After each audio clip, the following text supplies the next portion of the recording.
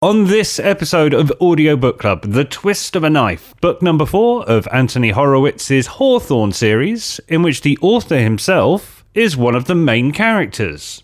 But he doesn't always portray himself in the most favourable of lights. I'm sorry, Hawthorne, but the answer's no. Our deal is over. I hated arguing with Hawthorne.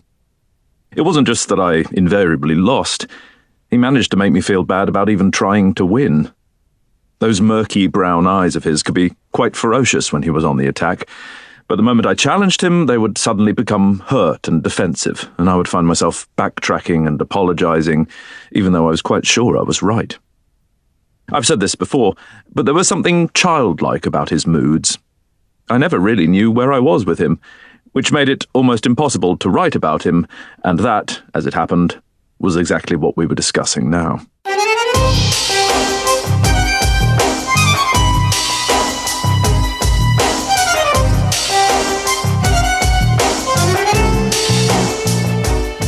Hello, I'm Steve Phillips and welcome to another episode of Audiobook Club, a podcast about audiobooks that believes in the healing power of ground rhinoceros horn.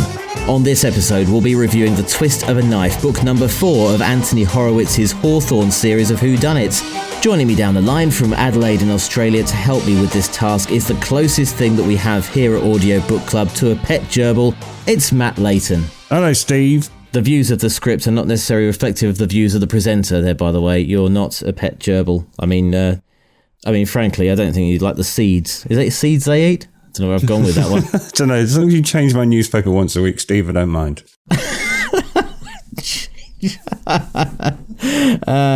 Wasn't expecting that one. That was funny. So listen, I think we should reveal this for early adopters. So we'll not do this as we go on. But what happens with this is I write the scripts and you have a supernatural ability to be able to, because you're an incredibly professional broadcaster and much better than I will ever be, to read a script that you've never seen before and put the relevant expression into it somehow. I don't know how you do it. So what I've started doing, because we can't claim to be the only audiobook review podcast in the world anymore. We're not even the only podcast with the same title anymore. We've got a hashtag. Register it. I've just started writing absolute nonsense at that bit. So today was ground rhinoceros horn. I think you'll find that it's only keratin, Steve. It certainly can't do you harm. But it's what I call landmining the script. The idea being that I put something in there, maybe a thought passing through my head, or maybe something that's, just totally random. Yeah. But I make you say it, and you never trip up over them. I don't know how you do it. I have to say, as I'm reading them, I suddenly get a sense of dread that ground rhinoceros horn. I was like thinking I should have Googled that before because it's probably something very offensive. No, it's not. There are apparently aphrodisiacal qualities to it, claimed by certain people. Rhinoceroses have actually, many of them have had their horns cut off to prevent poachers trying to hunt them, but actually it's only keratin, which is the substance of which human hair and fingernails are made. So, I don't just jot this stuff down, Steve. There's thought behind it. Wow, Dr. Layton, I had no idea. So, to The Twist of a Knife by Anthony Horowitz. Wow.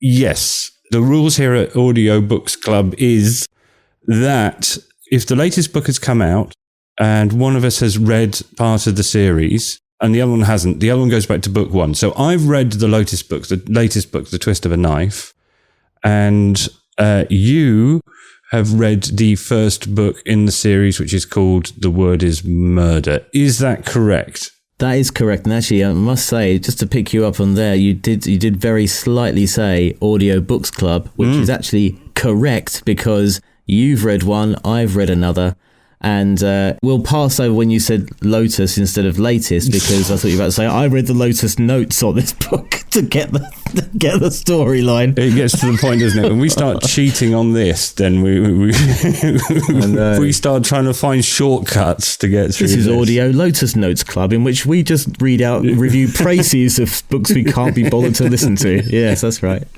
2-minute version. That's it. Good. Just to get us started, before we jump into our whole thing where we talk about the author, the book series, the book, the narration, etc., just an overview. Did you enjoy your time with The Word is Murder, the first book in the series? Oh, yes. Yes, I did. And actually, this was, I sent you a text and I said that this is the first fiction book I've enjoyed in a very long time. And it was true. And it was the moment when he revealed himself, Anthony Horowitz, was actually in the book himself. Really good. Yeah. And you know what? You think maybe that's not a gag that will last. But I'm on book 4 and it's still great. So let's do this properly. Let's start with the author. Anthony Horowitz, CBE, Commander of the British Empire, is the only person to have been asked by the Fleming estate to write a James Bond novel and by the Conan Doyle estate to write a Sherlock Holmes novel. So he's a good writer. He's done 3 James Bond novels and 2 Holmes novels, Moriarty and the House of Silk, all 5 of which are great. That's how I came to him. Other people know him for Foyle's War and the Alex Rider series of what we have to call young adult books, which follow the story. It's kind of like James Bond 90210, basically. It's James Bond for teenagers. Were you aware of those, Steve? So I was only aware, to my shame, of Anthony Horowitz when he was in the news for being assigned a James Bond book and also a Sherlock Holmes book. But you haven't read any of those? I've not. No, I'm new. I'm new to the Horowitz. Okay, well, I think he's great, and he also wrote another couple of murder thrillers in between. So the series first, this is the 4th book in the series, and actually the 4th book, being the 4th book in the series, is a bit of a joke. So you've read The Word is Murder, the second one is A Sentence is Death, the third one is A Line to Kill. Here's the gag in a clip. I don't find it easy writing books when I don't know the ending. I don't like walking 3 steps behind you like the murder mystery equivalent of the Duke of Edinburgh. I'm sorry, Hawthorne, but this hasn't been much fun for me. I've been stabbed twice. I've never come anywhere close to getting anything right, and even if I did want to continue, you haven't got any more cases for us to investigate together. Besides which, I made a mistake with the titles.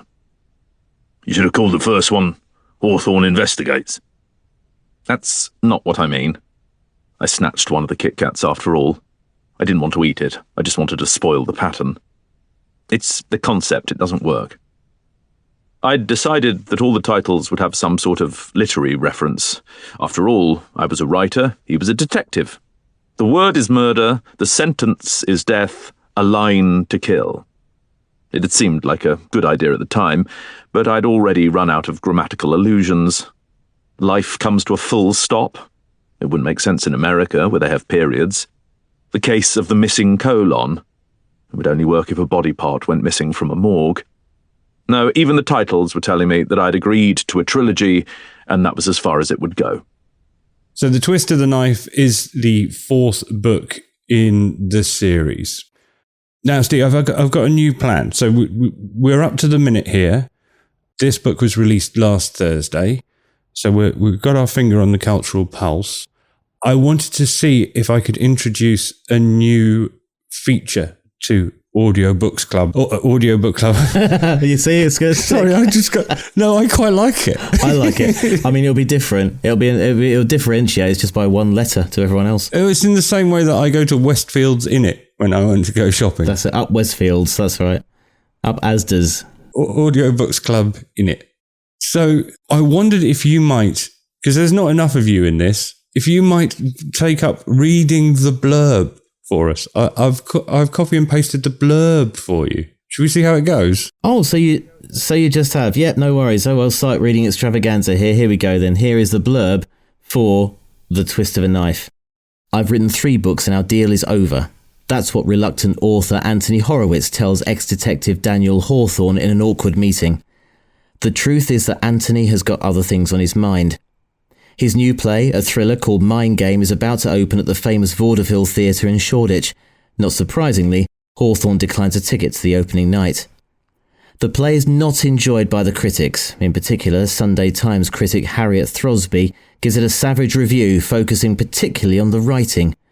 The next day, Throsby is stabbed in the heart with an ornamental dagger, which, it turns out, belongs to Anthony, and which has his fingerprints all over it. Anthony is arrested by an old enemy, Detective Inspector Cara Grunshaw. She's still smarting from her failure to solve the case described in the second Hawthorne adventure, The Sentence is Death. She blames Anthony for her failure, and now she's out for revenge. Thrown into prison and brutally interrogated, Anthony is the prime suspect in Throsby's murder, and as a second theatre critic is found to have died in mysterious circumstances, the net closes in. Ever more desperate, he realises that only one man can save him. But will Hawthorne take the call? So from that introduction, you can get that actually Anthony Horowitz, the author, is one of the characters in the book. He's not a detective per se. He's kind of almost like a John Watson figure, a Hastings to his Poirot, if you see what I mean. It's really interesting, and it's a fictionalized version of himself. To get an idea of just how fictionalized, Anthony Horowitz did indeed write a play called Mind Game. It first came out in 2000, was indeed at the Vaudeville Theatre back then, and then was re-released about 2018 when this book is set, but staged at another theatre. So there's a blurring of what's real and what's not. So the detective in the book is actually quite hard to get a grasp on. He's called Hawthorne. Steve, what impression do you get of Hawthorne in book one? What do you know about him? That he comes across as very by the book, like he's got an axe to grind. He obviously got let go by the Met Police under circumstances that I didn't get to the point where he divulged the circumstances as to why he got given the flick from the Met. He came across as literally like he's probably sitting on top of a powder keg of emotion, but either can't express it and doesn't want to express it. But one day during one of these books, all hell's going to break loose, it feels like. Well, I'm on book 4 and all hell has not broken loose yet. Book 5. Possibly, I don't know. So this is part of the point. I find the character of Hawthorne difficult to grasp, and it's clear. So Horowitz, the character, clearly has difficulty getting a grasp on who Hawthorne is, on his history, and the physical descriptions of him are very bland. He's almost in some ways you just can't grasp him. He's not a simple character, and the character himself puts up boundaries. And as Horowitz, the character says, in order to write a book about somebody, and he's only writing these books because his publisher has hired him to do it. And in fact, Hawthorne tells Horowitz at some point during the series that he was actually his second choice of author for the gig. The relationship between the two is not... I find it hard to get a grip on what Hawthorne is and what drives him. You're right. There are some indicators that are straightforward. There's nothing... He doesn't have a physical disfigurement or an alcohol problem like your physical disfigurement, like being Belgian, for example, like Hercule Poirot. He doesn't have anything to make him stand out that you can grasp like that. In fact, I think Anthony Horowitz is the weird thing about it, and this is quite a weird literary point, is that the lead character in the book actually seems to be the fictional version of Anthony Horowitz, who I don't think is a particularly pleasant human being. I think he's a little bit precious, and I wouldn't want to share a flat with him, Steve. See, I see Hawthorne as the lead character. Okay. So this is a bit of an interesting one. So I see Hawthorne as the lead character primarily because he comes, when we sort of see detective series these days or read detective books, the detective isn't just a detective solving a crime. He's got a whole bunch of problems, going on. Mm. Hawthorne is not like that, and he reminds me a lot, I guess, of Inspector Morse, because you didn't find out much about Inspector Morse, including his name. Mm. However, and this is going to really drag the memories here, by the way, folks, but so you have to be of a certain age, and also... Is this going to be a Dempsey and Makepeace reference? No, even more obscure. This is a Hale and Pace reference. Oh, God. So Hale and Pace, for our global listeners, if you're out there still, is they were a comedy duo in the UK. They were very successful, primetime, ITV, of a Sunday night. They were like a modern day Cannon and Ball. Yeah, little and large, basically. But they were very, very funny at the time, and they did a sketch sort of taking the rise out of Inspector Morse, and I think it was Gareth Hale, playing Inspector Morse, and because at the time no one knew Inspector Morse's name, so the sketch was called Inspector Morose, which is what I found Hawthorne to be, and they said, but tell us, what is your first name? Bloody. And Bloody Morose. So that's what I found Hawthorne to be, actually. So he comes across as Bloody Morose, but actually I think there are layers to it. There's a lot going on under here which you don't get to. It's not obvious. It's ambiguous at this stage. But I think as the series carries on, if Anthony Horowitz is going to carry this series on, hopefully the layers will start peeling back on this guy. And, slowly, maybe like Inspector Morse, right in the last book, you'll find out, what he's really like, maybe, like his name. Except we know his name's Daniel Hawthorne, of course. Yeah, Hawthorne solves the crime and is therefore the detective. But the narrator, the person whose emotional journey we follow, there isn't much of an emotional journey with Hawthorne. There aren't ups and downs. You don't feel for the character. You sometimes feel Anthony Horowitz's frustration with the character. But it's interesting that Anthony Horowitz, the character in the book, tearing his hair out at not being able to get Hawthorne to do what he wants, or to not understand who the murderer is, even though he apparently has lots of the information, as we all do in a whodunit. The idea is we're meant to put it together at the end and kick ourselves and go, of course it was that, because all the information was there in front of us anyway. I think for me, the character that I like most is the slightly petulant, somewhat precious, fictionalized Anthony Horowitz. I tell you what else is a character in both Book 1 and Book 4, I think, is London. As somebody who misses London, it's not very fashionable to be a Londoner these days. I remember you and I used to work at the Beeb, Steve, and we were always told, don't mention London. And, the BBC moved to Manchester in a desperate effort to get rid of their London-centric-ness. And we were genuinely told, don't mention any stories from London, weren't we? Don't start with London, certainly. Don't start with London. Okay, well, you, again, as discussed earlier, you were better than I was at the job. Diplomacy. Yeah. We might end up back there unless they hear this. But London was... And little bits of London, well, they remind me of home. So, I mean, particularly there's one bit where he's going to, in the current book, where he's going to his publishers, which are in a grotty street round the back of Victoria, as he puts it. I may be misquoting there, but I know exactly the sort of the surprisingly lifeless part of Victoria. It's just a stone's throw from the Houses of Parliament, and how that little bit of town is a bit dead, considering where it's situated. It's little things like that. Yeah. That amuse me. In the current book, quite a bit of it takes place in Maida Vale, which is, again, like all areas of London, has lots of different populations there, but lots of different people living there. But he mentions the canals and the big houses that are the postcard bit of Maida Vale. I really enjoyed the city in there as well. I agree with you. The whole, I mean, you touch on actually quite a popular trope, isn't it? It's using London as a character, as a backdrop, because it creates the atmosphere of the book, as it does in Sherlock Holmes, as it does in Rivers of London as well, Ben Aronovich's series. It's a bit Thomas Hardy, actually, if I can invoke a little couple of centuries ago kind of literature, where Hardy would spend pages upon pages describing the grimness and the greyness of the moors, and you felt like what's the point in anything anymore by the time you get to page 17.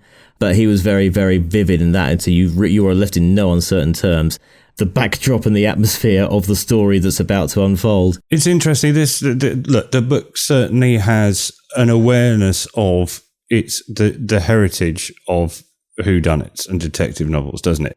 You, without setting out to, have mentioned Inspector Morse and Sherlock Holmes already, because you can feel the DNA of those books in there. It's a worthy successor. As we're talking about the text of the book and what's written down there, I go, yeah, this is written by somebody who's as clever as Agatha Christie or the writers of Sherlock Holmes or Inspector Morse, I think. Yeah, I'd agree. It's quality. Yeah, he doesn't skim, does he? Shall we do the narration / performance, Steve? Yes. So what did you think of the narration / performance, man? Well, I thought that Rory Kinnear, son of Roy Kinnear, legend, second mentioned for the second week in a row. Didn't he die on the set of Gladiator, Roy Kinnear? I think it was the Three Musketeers. Was it? Okay. I think it was an accident where he fell off a horse, I think. Anyway, that's the second week in a row we've mentioned Rory Kinnear. Next week we'll mention Cannonball for the second week in a row. As we discuss Roy Kinnear, a life. And totally balls up any chance we have of getting Rory Kinnear on for an interview. Indeed, yeah. Rory Kinnear, actor of repute. A lot of times people read audiobooks. I would say that Rory Kinnear, and it's the highest compliment you get from this show, performs the audiobook. So he's basically playing the part of Anthony Horowitz. And as I say, the text, it's quite interesting the way Horowitz portrays himself, not necessarily in the most favourable light. And actually, there's a certain sneeriness to Rory Kinnear's voice, a little bit snivelling and precious sometimes, which I think is deliberate. And I end up liking Anthony Horowitz and understanding his point of view, while also going, that's a bit much, mate. And I think Kinnear does that well. Most of the characters he plays well, and it's not scenery-chewing performance.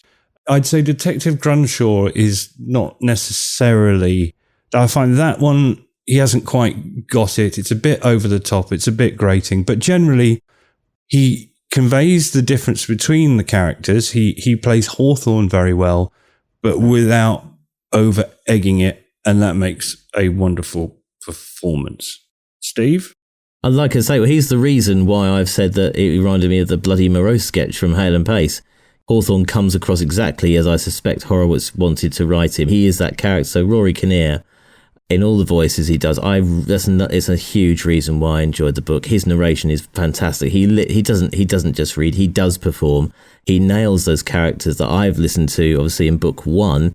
And actually, one of the characters or two of the characters actually that I really got taken by was when in book one, The Word is Murder, when Hawthorne and Horowitz go to see the Godwin family and interview the mother of the child who was killed by Cooper.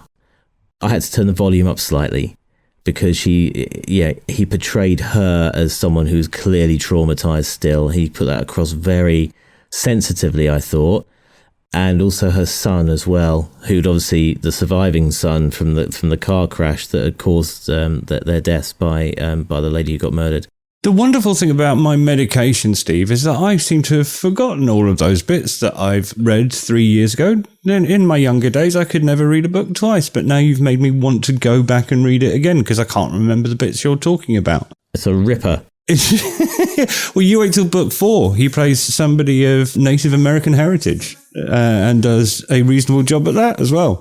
I mean, Rory Kinnear is the man you want to narrate your murder mysteries, really, isn't it? Well, no, you don't. He can't do any others now. This is peak Rory Kinnear, I would say. He's handcuffed to Horowitz, essentially, isn't he? Hooray! Yes. Yeah. Shall we sum up? Yes, let's sum up. It's blooming brilliant. The books are well written. The idea of having the author as himself in perhaps, as I say, semi-fictional version of the author himself in there is great. London comes across really well. The story's good. Nobody really cares who's done it. It's just an enjoyable journey. And I would give this one 2 big thumbs up, Steve. I too. I mean, and thank you. Thank you again for gifting me The Word is Murder and introducing me to this world of Hawthorne and Horowitz. So I think it's, I've been gripped by book 1. Cool. That's a general idea of what we do, isn't it? Indeed. Absolutely. Everyone a gripper. So that's us. But if our listeners, if you want to play along, what should they be reading next, dude? Okay, so the next couple of weeks are shaping up like this, Steve. So a double header next week. We are doing the book that you gifted me, the first audiobook I ever received. See last week's episode for details, audiobookclub.net. Miles Jupp's A Fibber in the Heat, a comedian's book about when he went to India and pretended to be a cricket journalist. And we also have Lee Mack's autobiography, Mack the Life.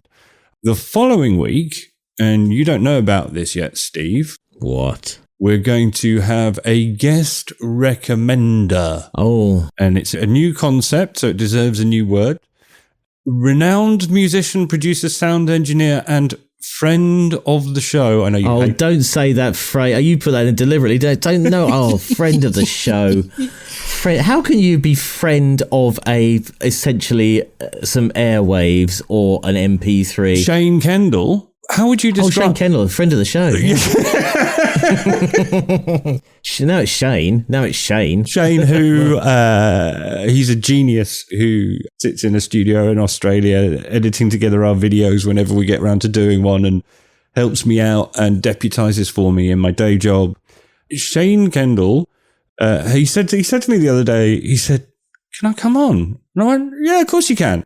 And he will be... Please come on. He will be encouraging us to read NoFX, The Hepatitis Bathtub, and Other Stories by Jeff Alulis. And I'll find out how to pronounce that surname properly by the time we get there. But something that's definitely out of our comfort zone. It's a biography, a collection of stories about a punk band from the 1980s. Oh, cool. Well, I look forward to seeing Shane, and, especially about the friend of the show. And as long if he's bringing his hepatitis bathtub with him, then that just extends the party. Really, I love the way we are both clearly out of our comfort zone on this one, but somehow we still seem to be talking about white middle-aged men. But we'll try better in future. Yep, we will every week. There you go. So that was The Twist of a Knife, written by Anthony Horowitz, performed, not read, by Rory Kinnear, published by Penguin Audio this year. Clocks in at 8 hours and 31 minutes. And just finally, we'd like to know what you're listening to. So just use the hashtag audiobookclub on the socials, as they say now, and we'll pick it up and we'll start reading them out as well, because we will be gifting a book at some point. We started to we've really got to start gifting a book to someone who interacts with us, so we will have a look at social media. So just let us know what you're listening to, use the hashtag audiobookclub, and we'll see you again next week. Since 2011, American Giant has been making everyday clothing with extraordinary effort. Not in far-off factories, but right here in the USA. We obsess over fabrics, fit, and details, because if you're going to wear it every day, it should feel great and last for years. From the cut of a hoodie to the finishing of a seam, nothing is overlooked. Our supply chain is tight-knit and local, which means less crisscrossing the country and more care in every step. The result is durable clothing, t-shirts, hoodies, sweatpants, and denim that become part of your life season after season. This isn't fast fashion, it's clothing made with purpose by people who care as much about how it's made as how it fits. Get 20% off your first order with code STAPLE20 at American-Giant.com. That's 20% off your first order at American-Giant.com with code STAPLE20.